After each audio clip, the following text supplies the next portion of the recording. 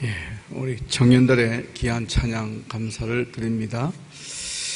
다시 한번 주님의 은총과 평강이 여러분들과 함께하기를 기원합니다. 지난 한 주간 여러분들 어떻게 지내셨습니까? 즐겁고 감사한 일들이 많았습니까? 아니면 우울하고 힘겨운 일들이 많으셨습니까?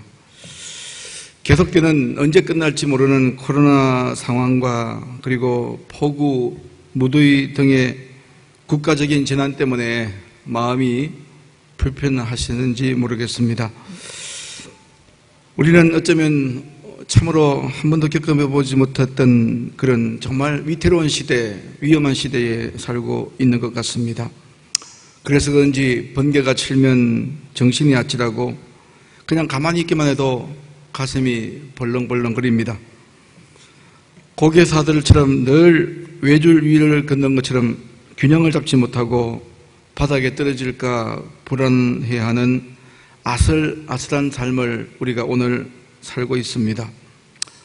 이런 가운데서 우리는 오늘 거룩한 주일을 맞이하여 우리를 향하신 하나님의 말씀 앞에 서서 하나님의 말씀을 듣게 됩니다.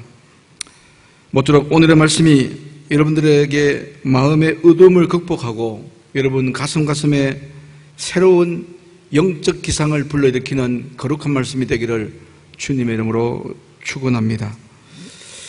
저는 성경에 등장하는 인물 가운데 가장 좋아하는 인물을 꼽으려면 에녹이라는 사람을 꼽습니다. 성경에 등장하는 인물 가운데 에녹을 정말 많이 부러워합니다. 성경 말씀에서 에녹의 삶을 이렇게 강력하게 요약하고 있습니다. 창세기 5장 24절이죠. 에녹이 하나님과 동행하더니 하나님이 그를 데려가심으로 세상에 있지 아니하였더라.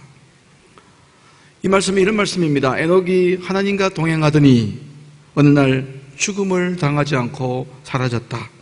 하나님이 직접 그를 데리고 하늘로 가셨다. 자, 저는 이 대목을 읽을 때마다 에녹은 참으로 행복한 사람이구나, 우리가 정말 닮을 만한 부러운 사람이구나 라는 생각을 갖습니다. 이렇게 부러운 생각을 가지다가도 또 한순간에는 또 이런 생각을 해봐요. 에녹도 어쩌면 우리와 다를 바 없는 똑같은 성정의 사람이고 또 우리와 다를 바 없는 육신을 가지고 살았던 사람이라는 생각을 하게 됩니다.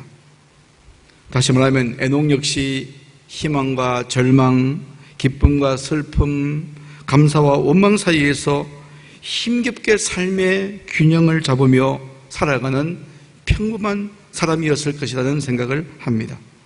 그런데도 불구하고 에녹의 삶을 어떻게 요약하고 있습니까?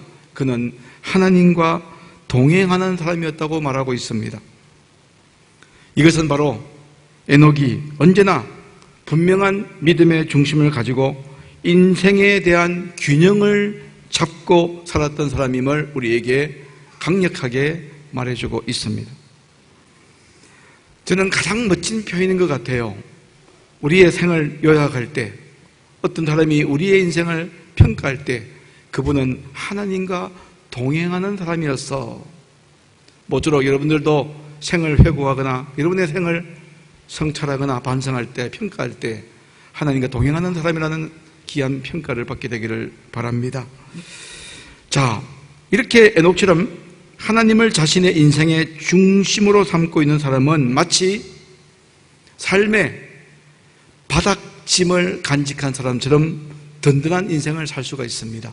여러분 혹시 바닥짐이라는 이야기 들어본 적이 있습니까? 바닥짐.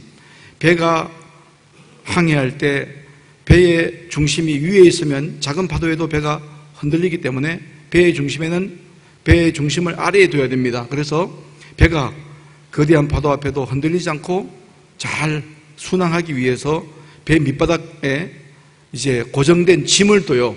큰 짐을 둬서 배가 흔들리지 않도록 중심을 잡을 수 있도록 배의 무게 중심을 아래로 낮추기 위해서 배 밑바닥에 고정적으로 싣고 다니는 짐을 바닥짐이라고 이야기합니다. 우리 내면에도 우리 마음에도 우리 삶의 바닥짐이 있다면 우리는 어떤 어려움이 와도 쉽게 넘어지지 않고 오뚜기처럼 벌떡벌떡 일어서게 될 것입니다.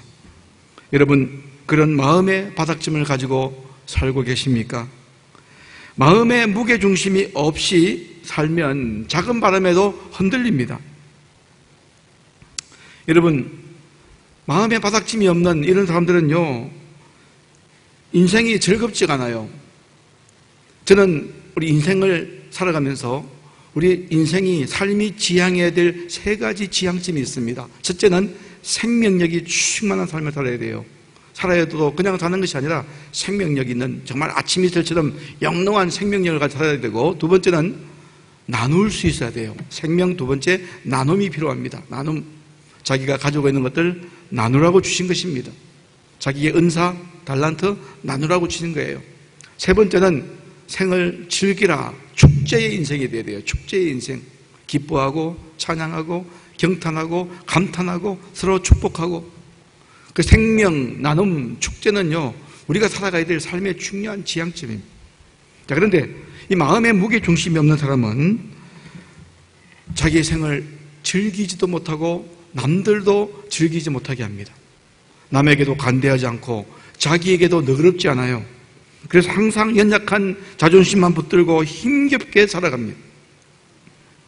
이렇게 마음의 바닥짐이 없이 중심이 없는 사람은 자기의 존재를 인정받기 위해서 항상 지나치게 다른 사람을 의식합니다. 그래서 다른 사람이 조금만 지적하면 견디지 못합니다. 금방 살맛을 잃어버리고 낙심하는데, 그런가 하면 또 사람들로부터 약간의 칭찬만 받아도 금방 우쭐거리기 일쑤입니다.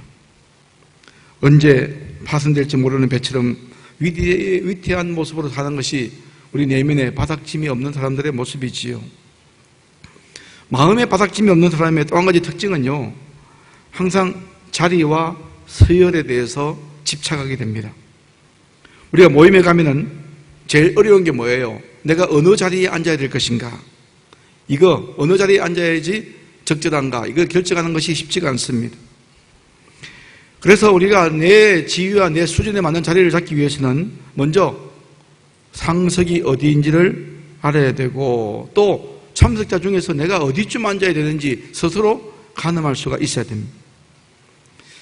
격식을 갖추고 산다는 것이 참으로 쉽지가 않지요. 예수님께서 어느 날 바리새인 중에서도 비교적 간부급에 속하는 사람들 집에 초청을 받았어요. 바리새인 중에서도 좀 높은 사람이 예수님을 초청했는데, 그 집에 가보니까 다른 분들도 초청을 많이 받았는데, 그 바리새인이 워낙 힘이 있는 사람이다 보니까 서로 윗자리에 앉으려고 기싸움하고 눈치 싸움을 하는 것을 보았습니다. 이것을 보시고 예수님께서 비유로 말씀하신 비유가 바로 오늘 본문 앞에 있는 누가복음 12장 7절 이하의 말씀입니다. 예수님의 비유는 이런 내용이에요. 혼인잔치에 참여할 때, 어떤 잔치에 참여할 때 먼저 상석에 앉지 마라. 당신이 상석에 앉아 있다가 너보다 높은 사람이 오면은 비켜달라고 하면은 망신당하니까 아예 저 끝자리에 앉아 있다가 주인이 와가지고 어떻게 여기 계십니까? 윗자리로 가세요 할 때 올라가면 그때 영광이 된다는 것입니다. 성경에 예수님께서 비유로 말씀하신 비유가 43가지 정도가 있습니다. 비유의 주제는 하나님 나라를 설명하는 것입니다. 하나님 나라는 이렇다라고 하면서 비유로 설명하시는데, 다시 말하면 하나님의 관점에서는, 하나님의 시각에서는 이렇다고 설명하는 것이 바로 성경에 나오는 예수님의 비유입니다. 자, 중심을 보시는 하나님은 사람을 사회적 평판이나 지위에 따라서 판단하지 않습니다.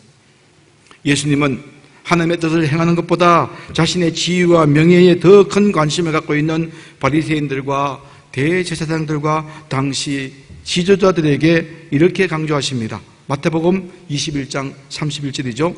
내가 진실로 너희에게 이르노니 세리들과 창녀들이 너희보다 먼저 하나님의 나라에 들어가리라. 여러분, 예수님께서 우리에게 저 맨 끝자리에 앉으라고 하시는 이유가 뭘까요? 그것은 하나님 나라에 속한 마음은 결국 자신의 자금을 인정하고 겸손하고 온유하게 사는 것임을 말씀하고 있습니다. 자, 우리가 살아가면서 두 가지 기억해야 됩니다. 오늘 내가 살아가는 것이 나의 능력과 나의 재능 때문에 사는 것이 아니고 두 가지입니다. 내가 오늘 이렇게 사는 것은 오늘도 함께 하시는 하나님의 은총으로 살고 있음을 고백할 수 있는 자리가 바로 내가 자금을 생각하고 내가 겸손한 자리에 있을 때 그것이 가능합니다. 두 번째는 또 내가 지금 사는 것이 순전히 내 주위에 있는 가족들이나 친척들이나 이웃들 덕분에 내가 이만큼 살고 있다는 것을 느끼게 하기 위한 것이지요. 자, 그런데 우리가 자금을 인정하고 자금을 의식하며 스스로 낮은 자리에 택한다는 것은 좀 문제가 있어요. 왜 그럴까요? 오늘 우리는 어느 시대에 살고 있습니까? 자본주의 시대에 살고 있습니다. 크기에 대해서, 우월감에 대해서 강조하는 자본주의의 논리에는 맞지가 않습니다. 그리고 또 우리가 지금까지 살아왔던 삶의 경험에서 볼 때 우리의 일반적인 상식이나 관행을 뒤집는 요구처럼 들리기 때문에 내가 작은 것을 선택한다는 것은, 맨 끝자리를 선택한다는 것은 결코 쉽지가 않습니다. 자, 그러고 보면 우리 인생은요, 이 땅에 살면서 열심히 살아가는데 열심히 사는 목적이 뭐예요? 결국은 좀 단도직입적으로 말씀드리면 남들한테 좀 귀하게 여김받기 위해서, 남들한테 무시당하지 않기 위해서 열심히 사는 것처럼 보여집니다. 남들한테 무시당하지 않기 위해서 우리는 소위 잘 나가는 사람들을 만나려고 하고 또 그들과 인연을 이어가려고 합니다. 이것은 다 내가 남에게 무시당하지 않고 사회적 지위를 확보하려고 하는 거 아닙니까? 우리가 화려한 스펙을 만들고 좋은 차를 타고 큰 집에 살려고 하는 것도 그것이 내 인생의 중요한 일이기 때문인 것보다도 세상에서 좀 자랑하고 무시당하지 않기 위한 그런 우리의 무의식이 작동하기 때문입니다. 그래서 우리는 그런 무의식적인 욕망 때문에 오늘도 우리는 큰 것, 좋은 것에 집착하고 그것이 관심거리가 되기가 쉽습니다. 제가 오늘 설교를 준비하면서 무시라는 단어를 한번 사전에 찾아보니까 무자는 없을 무자고 시자는 보일 시자입니다. 남을 무시한다는 것은 무슨 뜻이에요? 없는 사람처럼 생각하는 거예요. 그 사람의 존재를 인정하지 않는 것입니다. 마치 여러분 옆에 있는데도 불구하고 그 사람이 있거나 말거나 투명인간처럼 대우할 때 얼마나 기분이 나쁩니까? 공동체 안에서 늘 부각되는 사람이 있는가 하면 존재감이 전혀 없는 사람이 있어요.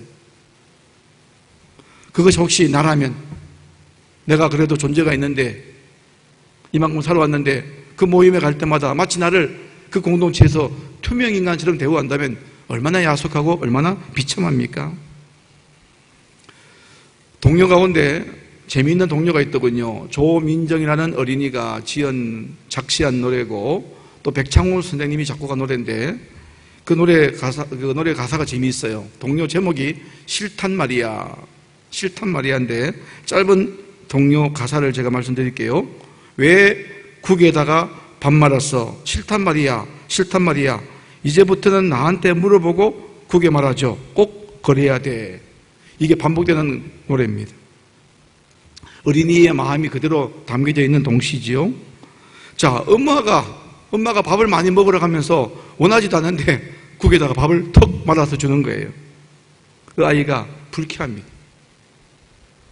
왜 국에 밥을 말았어? 싫단 말이야. 엄마, 나에게도 입맛이 있고 나에게도 인권이 있어. 무시하지 마세요. 나도 생각이 있는데 왜 엄마 방식만 강조하는 거예요? 여러분, 저는 이 노래의 가사를 보면서 우리가 좋은 뜻으로 한 행동이 때로는 남을 무시하기도 하고 또 남에게 불쾌함을 심어주는 일이 될 수가 있다는 것입니다. 그래서 남을 무시하지 않는 것, 그 사람을 없는 사람으로 취급하지 않는 것, 이것이 바로 우리 인격의 성숙의 척도라고 생각합니다. 자, 그런데 지금부터 말씀이 중요합니다. 오늘 우리가 무시당하지 않으려고 몸부림치며 사는 우리에게 예수님께서는 전혀 다른 관계를 향하여 마음을 열고 그들에게 집중하라고 말씀하고 계십니다. 자, 그런데 이상해요. 예수님께서 우리에게 새로운 관계를 보여주시면서 그 관계들과 좋은 관계를 맺으라고 하시는데 그 관계는 우리가 별로 관심이 없는 사람들입니다. 우리는 앞서 말씀드렸지만 나의 신분이 상승되고 나의 이기심에 유익이 되는 사람과 인연을 가지고 관계를 맺으려고 하는 것이 보편적인 인간의 마음입니다. 그런데 오늘 누가복음 14장 12절에서 예수님은 이렇게 말씀합니다. 네가 점심이나 저녁이나 베풀거든 벗이나 형제나 내 친척이나 부한 이웃을 청하지 말라. 소위 예수님은 있는 사람을 부르지 말라 이렇게 말씀하셨어요. 그렇다면 우리가 초청해야 될 사람은 누구입니까? 그것이 바로 14절에 나옵니다. 누가복음 14장 14절 그들이 갚을 것이 없으므로. 예수님은 얻어먹었다가 갚을 능력이 없는 사람을 초청하라고 말씀해요. 자, 그렇다면 얻어먹었다가 갚을 것이 없는 그런 사람들, 갚을 능력이 없는 사람은 어떤 사람입니까? 그것이 바로 오늘 본문 14장 13절입니다. 잔치를 베풀거든 차라리 가난한 자들과 몸 불필요한 자들과 저는 자들과 맹인들을 청하라. 여기 나오는 종류, 네 종류의 사람들, 가난한 자, 불필요한 자, 몸이 불필요한 자, 그리고 저는 자, 네 번째 맹인들. 이들이 누구예요? 소위 말하는 그 시대의 사회적 약자들을 말합니다.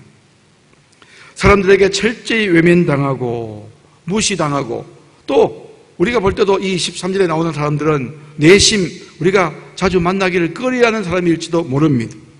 그런데 예수님께서는 그런 분들을 대접하라.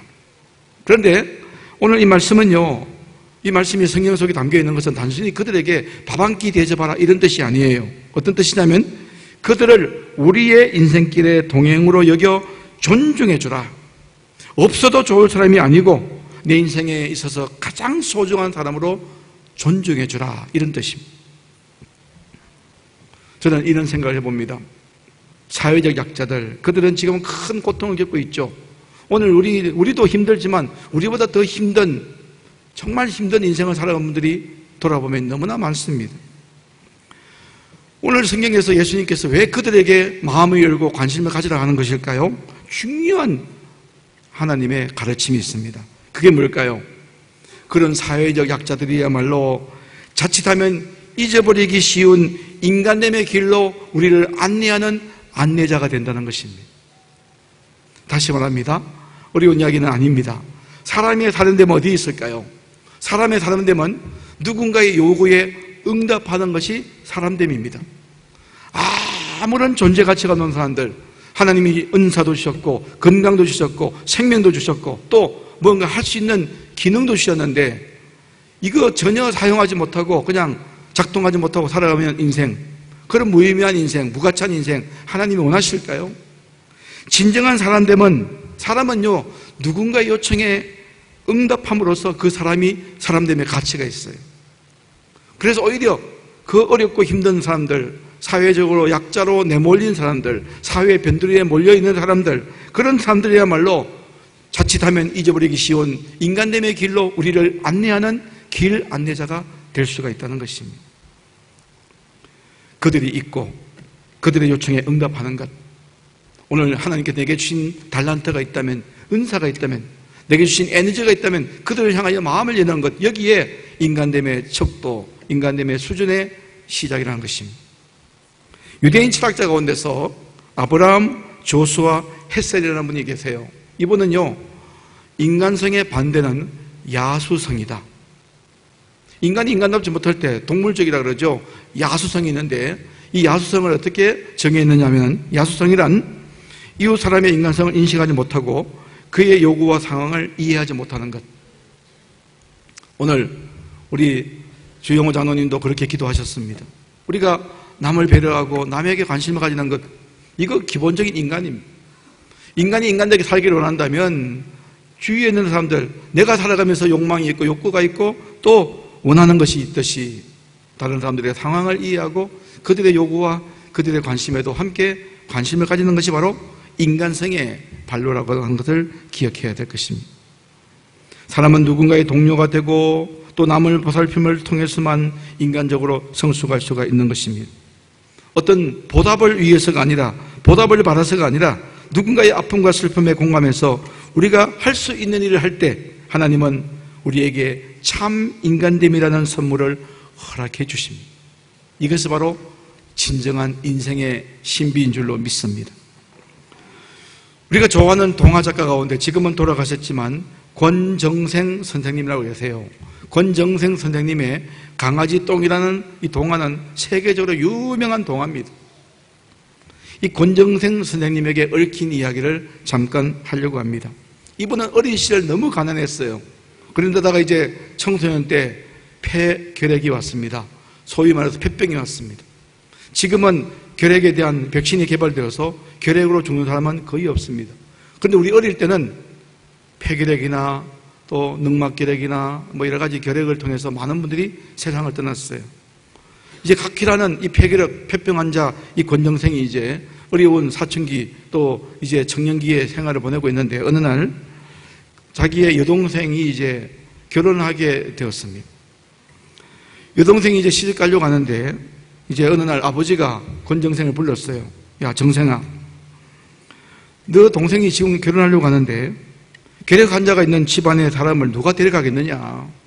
그래서 결혼하기 전과 결혼하고 난 뒤에 좀 한동안 집에서 나가 있어라. 좀 아버지가 좀 너무 서운한 이야기죠. 동생을 출가시켜야 되니까 결혼 마칠 때까지 좀 나가 있어라. 집안에 폐병 환자가 있다면은 결혼하는데 좀 어려움이 있지 않겠느냐. 그래서 이제 그는 결핵을 앓는 몸을 이끌고 집을 나갔고 몸이 약하기 때문에 아무것도 할 수 없어서 노숙을 하기 시작했습니다. 길거리에서 구걸도 하고 뭐 그렇게 생활했어요.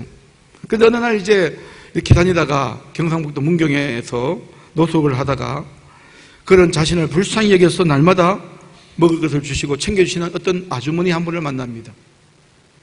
이분을 이제 권정생 선생은 자신의 어머니 같이 여기는 분인데 이분이 그냥 아주 허름한 작은 분식집 하는 그분인데 그런 아주머니인데 이분이 음식도 챙겨주고 때로는 잘 수 있도록 공간도 배려해 주었습니다. 그분의 그 이름 없는 경상북도 문경의 그 아주머니가 그 아주머니의 친절한 돌봄이 청년 권정생의 마음속에 맑고 아름답고 따뜻한 샘물이 흐르겠고 그것이 원천이 되어 폐병 환자 권정생을 다시 일어나게 하셔서 그로 말미암아 세계적인 동화 작가가 되게 했다는 것입니다. 마태복음 25장 35절 이하에서 예수님은 이런 말씀하셨어요. 굶주린 사람에게 먹을 것을 주고 헐벗은 사람에게 옷을 입혀주고 감옥에 갇힌 자에게 찾아가주고 면회도 해주고 목마른 사람에게 마실 것을 주고 나그네를 영접해 준 것은 바로 예수님 자신에게 행한 것이라고. 예수님께서 그런 말씀하셨어요. 우리가 헐벗은 사람에게 옷을 입혀주고 배고픈 자에게 밥을 먹여주고 외로운 자에게 친구가 되어주는 것, 이것은 바로 예수님 당신에게 하신 것이라고. 그러고 보면 오늘 21세기에 오늘 우리 시대에 우리 안에 예수님은 어떤 모습으로 오십니까? 어쩌면 목마른 사람의 모습으로 오실지도 모르겠습니다. 가난한 자의 모습으로 오실지도 모르겠습니다. 몸 아프고 또 병들고 힘든 자의 모습으로 오실지도 모르겠습니다. 여러분, 교회의 존재 이유가 뭘까요? 요즘 교회가 조롱받고 멸시받지만 저는 한순간에 교회가 존귀 여김받는 중요한 프로젝트가 있어요. 뭘까요? 이 땅에 나그네들을, 이 땅의 사회적 약자들에게 마음을 열기 시작하면 교회는 과거처럼 존경받게 될 줄로 믿습니다. 교회의 존재 이유는요, 이런 사람들을 영접하라고 우리에게 주신 것입니다. 그들은 단순히 우리가 도와줘야 될 사람이 아니라 가족으로 맞이하고 존중해 줘야 되고 또 우리와 함께 인생을 동행하는 자들입니다. 앞서 말씀드렸던 것처럼 그들을 돕는 우리의 삶의 손길을 통해서 우리가 하나님께로 나아가게 하는 하나님 나라로 가는 인도자가 되는 분들이 바로 그런 분들이기 때문입니다. 그래서 저는요, 이 코로나 시대 때 우리 그리스도인의 정의를 이렇게 정의하고 싶어요. 여러분 꼭 기억하십시오. 그리스도인이란 모름지기, 그리스도인은 어떻게 살아야 되느냐? 냉대와 적대가 가득한 세상에서 환대의 공간을 만들려고 부름받은 존재가 그리스도인인 줄로 믿습니다. 교회라고 하는 단어는요, 헬라어로 에클레시아라고 그래요. 에클레시아. 에클레시아라는 말은 에크라는 단어와 칼레오라는 단어가 합성어예요. 에크라는 말은 전치사, 무엇으로부터, 칼레오, 부름받았다. 세상을 향하여 부름받았습니다. 무엇을 향하여? 적대와 또 냉대가 가득한 세상에서 환대의 공간을 만들려고 부름받은 공동체가 교회인 줄로 믿습니다. 여러분, 집에 찾아오는 나그네를 우리는 손님으로 여겨야 된다라고 하죠. 손님이라는 단어를 한번 생각해 보세요. 손님. 손은요, 손의 사전적인 의미는 딴 곳에서 찾아온 사람인데, 이 손은 객을 뜻하는 손에다가 존칭을 뜻하는 님자가 붙었어요. 그냥 손이라고 하면 되는데 왜 손님이라고 했을까요? 왜 우리 집에 찾아온, 내게 찾아온 사람을 그냥 손이 왔다라고 이야기하면 되는데 왜 손님이라고 이야기했을까요? 이 단어 속에 우리가 품어야 될 마음을 담고 있는 것입니다. 오늘 나를 향하여 나의 손길이 필요한 사람들은 다 길손이 아니라 나그네가 아니라 손님이라는 것입니다. 저는 이것을 이렇게 해석해 봤어요. 우리가 손을 님으로 붙여서 손님으로 받아들인다는 것은 그들을, 사회적 약자들을, 세상에서 무시당할 수밖에 없는 사람들을 어떻게 하라고요? 하나님의 형상대로 지원받은 존귀한 영혼으로 바라보는 시각의 변화를 요구하는 하나님의 뜻이라고 저는 믿습니다. 예수님은 우리가 베풀어야 될 구제와 자선에 대해 가르치시면서 한 가지 중요한 원리를 말씀하셨어요. 마태복음 6장 3절입니다. 너는 구제할 때에 오른손이 하는 것을 왼손이 모르게 하라. 이거 모르는 분 없지요? 자, 오른손이 하는 것을 왼손이 모르게 하라. 이건 뭘 의미합니까? 좋은 일을 하고 나팔 불지 마라, 이런 뜻이지. 제가 경험한 사실입니다. 여러분, 고아원이나 양로원 같은 데 가서 이제 위문을 합니다. 위문품을 잔뜩 쌓아놓고 하는 게 뭐죠? 다 나오라 해가지고 사진 찍는 거예요. 사진 찍는 거. 이거 조심해야 됩니다. 제가 언젠가 어느 고아원에 갔는데 이제 물품을 쌓아놓고 원장 선생님이 나오라 하니까 아이들이 쫙 나오는데 나오면서 자기들끼리 하는 이야기가 뭔지 아세요? 빨리 사진 찍혀드리고 들어가자. 빨리 사진 찍혀드리고 들어가자. 저는 그때 큰 충격을 받았습니다. 우리의 선행이 위선일 때는요, 상대방이 먼저 압니다. 지금 예수님은 그런 일을 하지 말라고 하십니다. 자기의 구제 행위를 사람들에게 선전하는 것은 도움을 받는 이들에게 굴욕감을 안겨주는 일이기 때문입니다. 여러분, 오른손이 하는 일을 왼손이 모르게 하라라는 말은 자신이 좋은 일을 했다는 생각조차도 하지 말라는 거예요. 여러분, 우리가 좀 더 성숙한 그리스도인이 되기를 원한다면, 우리 교회 표어처럼 선한 영향력을 끼치는 사람이 되기를 원한다면 여러분, 두 가지 기도하십시오. 첫째, 하나님, 내가 좋은 일을 많이 하며 살게 해달라고, 내게 은혜를 많이 베풀어 주셔서 좋은 일을 많이 하며 살게 해달라고 기도하시고, 두 번째 기도는 뭘까요? 두 번째 기도는 내가 누군가에게 좋은 일을 했다는 것조차 잊어버릴 수 있도록 기도하십시오. 내가 누군가를 도와주었다는 그 사실 자체를 잊어버릴 수 있게 해달라고 기도하십시오. 이것이 바로 구제에 대한 우리를 향하신 예수님의 요청사항입니다. 자, 그런데 오늘 말씀은요, 왜 복음입니까? 이렇게 남에게 오른손이 하는 것을 왼손이 모르게 하고 구제한 것조차 잊어버리는 그런 사람에게 두 가지 복이 있습니다. 어떤 복이 있을까요? 내가 오른손이 하는 것을 왼손이 모르게 하고 내가 좋은 일 한 것조차 잊어버리는 그런 삶을 산다 할지라도, 은연중에 우리는 그런 삶이, 그런 소박한 인생이라고 할지라도 우리는 어느새 하나님의 손과 발이 되어 하나님의 도구로 쓰임받고 있다는 사실입니다. 세상에서 아무것도 하지 못했지만 어느 날 내게 주신 영적인 은혜로, 신앙의 은혜를 가지고 우리에게 주어진 귀한 달란트를 가지고 남을 돕고 그것조차 잊어버리고 살지만, 그러나 우리가 하는 일들이 비록 소박한 일이지만 내가 하나님의 손이 되고 하나님의 발이 되어 하나님의 도구로 성실하게 쓰임받고 있다는 것, 그것이 앞서 말씀드렸던 에녹이 하나님과 동행했다는 말과 같은 말 아니겠습니까? 두 번째 축복은요, 14장 14절 말씀에 있습니다. 그리하면 그들이 갚을 것이 없으므로 내게 복이 되리니. 이 말씀 무슨 말씀이에요? 갚을 것이 없는 사람에게 우리가 선을 베풀면 우리가 그들로부터 갚는 것은 없지만, 그들은 우리에게 갚아주는 건 없지만 누가 갚아주십니까? 우리 하나님께서 다 갚아주실 줄 믿습니다. 잠언 19장 17절입니다. 가난한 자를 불쌍히 여기는 것은 여호와께 꾸어드리는 것이니 그의 선행을 그에게 갚아주시리라. 내가 은연중에 선행을 베풀 때 그것은 바로 나도 잊어버렸지만 하나님은 어떻게 기억하십니까? 그래, 내가 하나님 나라의 손과 발로 수고했구나. 내가 너를 더 크게 갚아주겠다는 것입니다. 여러분, 코로나 상황 속에서 무엇을 하며 살기를 원하십니까? 오늘 저는 여러분에게 이제 새로 시작되는 8월 달부터 하반기부터 두 가지 하실 것을 여러분에게 제안하려고 합니다. 뭐 크게 많은 거 하려고 하지 마시고, 지금은 어떤 시대입니까? 성찰의 시대입니다. 자기를 향한 성찰을 많이 하세요. 수십 년 동안 말도 많이 했고 행동도 많이 하셨다면 이제는 가만히 서 계시면서 자신을 성찰하십시오. 성찰하지 않는 인생은 의미 없는 인생이 될 수밖에 없습니다.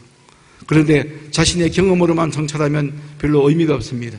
하나님의 말씀을 기준으로 해서 하나님의 말씀을 우리 인생의 매뉴얼로 삼고 하나님의 뜻 가운데 자신을 성찰하십시오. 두 번째는 선행을 베푸십시오. 선행을 베푸십시오. 지금까지 나의 이기심의 충족을 위해서, 내 욕망의 충족을 위해 살아왔다면 이제는 눈을 열어 이제 어떤 모습으로 주님이 이 땅에 오실지 모릅니다. 어떤 사회적 약자의 모습으로 주님이 오실지 모릅니다. 내가 할 수 있는 일들, 내게 주신 하나님의 은사와 달란트를 선행을 위하여 선용하십시오. 그래서 우리가 남은 생에 성찰과 선행의 삶을 살아간다면 하나님께서 여러분들에게 더욱더 탁월한 은혜의 세계로 초대하실 줄로 믿습니다. 여러분, 우리가 누군가의 가슴에 심은 작은 빛의 씨앗을 자라게 하시는 분은 하나님이십니다. 옥토에 떨어진 씨앗이 많은 결실을 맺듯이 우리가 누군가의 가슴에 아름다운 사랑의 씨앗을 심고 아름다운 따뜻한 그런 그 은혜의 씨앗을 심을 때 그것을 자라게 하시는 분은 바로 하나님이십니다. 오늘 거룩한 사랑의 파종자가 되어서, 따스함의 파종자가 되어서, 아름다움의 파종자가 되어서 이 더운 여름날 하나님의 마음을 시원하게 드리는 저와 여러분 되어지기를 주님의 이름으로 축원합니다. 우리 주신 말씀을 기억하시면서 잠시 묵상으로 기도하기를 원합니다.